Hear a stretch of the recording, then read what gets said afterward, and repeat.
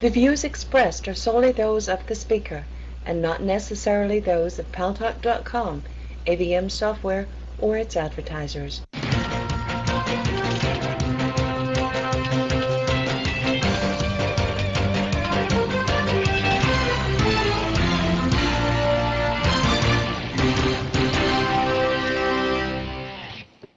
News Talk is online. News Talk Online is a production of Paltalk.com, the largest multimedia interactive program on the internet with more than 4 million unique users, now on demand on iTunes, now on demand on YouTube, and now syndicated by CRN Digital Talk Radio, www.crntalk.com, the cable network serving an additional 12 million households. I'm your host, Gary Baumgarten. Well, we discussed on this show, and a lot of people have been talking on Paltalk and off of Paltalk about this horrid situation in Sudan where this British school teacher had the audacity to allow her students to name a teddy bear in the classroom. One of the kids in the classroom's name was Mohammad, and they decided to name the teddy bear likewise Mohammad. And this, it turns out to be a religious affront, an affront to religion, a legally culpable criminal act. You know, she thought she was just doing something nice and benign. And as a result, she was arrested, tried, and convicted, and sentenced to jail. She could have been sentenced to flogging in addition to this. Now, for those of us in the Western world, I don't think we are ever going to understand the mindset that would allow for a society to punish somebody for something such as this. I just do not get it. I guess I will never get it, and I guess those who propose that that is the way a society ought to respond will probably never get my position on this, and that's fine. You know, I would never do anything knowingly to offend somebody based on their religion. And I don't think that this teacher did anything knowingly to offend anybody based on their religion. And, okay, so she was thrown into jail. And then worse, thousands of people, including people who were described as moderates. For those of you watching on Paltalk, who can see me on camera, you see that I'm doing the moderates the way Mike Myers does Lazor in Austin Powers, putting quotation marks around the term moderates. Protested outside the presidential palace, asking that she be executed for this horrific affront to Islam. And I'm thinking, well, let's just say that, okay, I'm not walking in the shoes of those who were offended. And I don't understand it, but let's give them the benefit of the doubt. This is an affront to their religion, but you kill somebody for this? I mean, here in the United States and elsewhere in the world, when the issue of capital punishment is discussed, the debate centers around executing people for such heinous crimes as murder, not being offensive to our religion. And I got to tell you, as a person who happens to be Jewish, if I went out and demanded the execution of everybody who said something that I found an affront to my religion, you know, I'd be spending my entire life doing nothing but that. I just don't get this kind of a response. But okay, I want to understand what's going on about this. And let me just say one other thing in preparation to introduce my guest today, our guest today. This particular case got a lot of attention. Why? Because it was a British citizen, subject, who was trying to do some good in Sudan and who got caught up in all of this nonsense.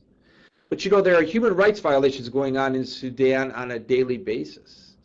And we don't give it that much of attention. We're not aware of it because the news media doesn't bring it to us.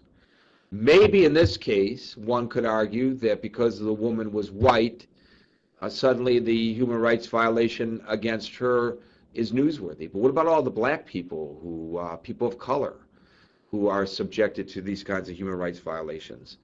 Are they not worthy of our attention and interest as well? I would argue that they are. Maybe others would argue otherwise. And maybe I'm wrong about that, but my sense is I'm probably right. Well, in order to help put this all into perspective, to tell us what's really going on in Sudan, to try to explain to us exactly the mindset that I certainly do not understand, I have asked, and I am delighted that he accepted my invitation, to News Talk Online, Simon Deng, D-E-N-G, Simon Deng. Now, why did I ask Simon to join us here on News Talk Online on Paltalk.com? Simon, a native of the southern Sudan, was a slave, a Sudanese slave. That's right, ladies and gentlemen, people are still forced into slavery in Sudan. When he was 9 years old, the Sudanese army swept through his village. As he was tending to his family's goats, German-made transport trucks suddenly appeared carrying troops.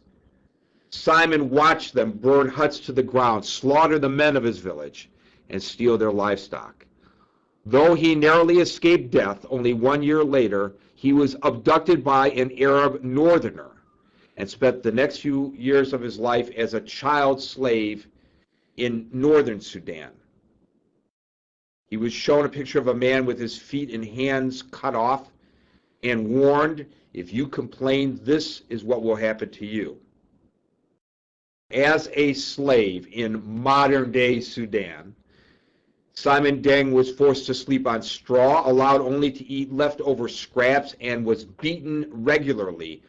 Remember, ladies and gentlemen, he was a mere 10 years old when this occurred. 3 years later, he made a daring escape. Despite this rough time, Simon overcame what happened to him. Maybe because of what happened to him, he became a stronger individual. He became a national swimming champion. Today, I am proud to announce he is an American citizen, living the American dream, working as a lifeguard here in New York City on Coney Island, and not forgetting from whence he came, Simon Deng is leading the struggle to stop genocide in Sudan. He has addressed audiences across the nation. He has spoken at rallies alongside prominent women's activist Gloria Steinem. Last May, he was invited to speak before the UN Human Rights Commission in Geneva. In 2006, Simon launched the first Sudan Freedom Walk to call for an end to slavery and genocide in Sudan, walking 300 miles from the UN headquarters here in New York City to the Capitol in Washington, D.C., and met with President Bush at the White House. And later that year, embarked on a fact-finding and humanitarian aid mission in southern Sudan and in Darfur. He met with leading southern Sudanese officials, including the president of southern Sudan. All this from a man who, as a boy, was abducted and forced into slavery by an Arab in northern Sudan. Who better to welcome to News Talk Online on Paltalk.com to talk about the situation in Sudan than Simon Deng. Simon, welcome to the program. For having me on. No, we thank you, sir, for joining us. And Boaz, we'd like to hear him a little bit louder, I believe. Simon,